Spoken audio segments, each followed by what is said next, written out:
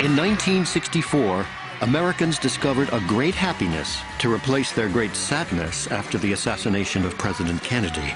They found it in four young men from Liverpool, the Beatles.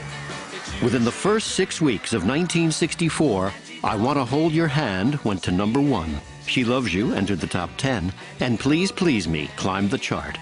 John, Paul, George, and Ringo were relieved. Even when the UK had been swept by Beatlemania in 1963, and the Fab Four booked to appear on The Ed Sullivan Show, they dared not hope for a similar reception in the US. But The Ed Sullivan Show on the 9th of February was an unprecedented success, the greatest ratings getter in television history to that point.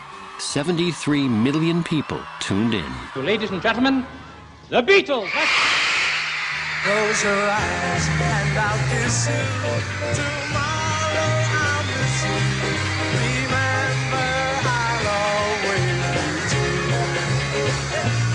And then while I'm away, I'll ride home every day, and I'll send all my loving to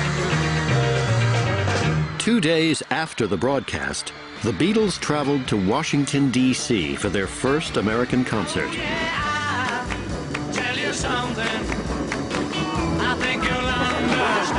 It was appropriate they should open in the nation's capital, because it had been a Washington disc jockey who was first to play I Want to Hold Your Hand in the United States.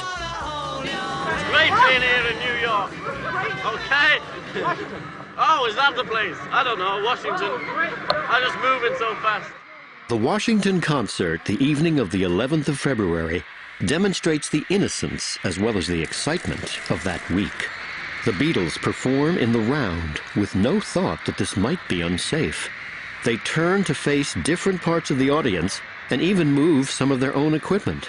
They introduce songs assuming most of those present have never heard them. And it was our first hit in England, a song called Please Please Me. This is square one in American Beatles history. This is a chance to see and hear the Beatles as we never have before. In a set with all the between-song banter. Look at their love for their music and their rapport with each other. This is the week they become the leading musical icons of the 20th century. Their American concert career begins here at the Washington Coliseum on the 11th of February, 1964. This is Carol James, and now from the Washington, D.C. Coliseum, the world's most exciting group, Capitol Recording stars the Beatles. Right.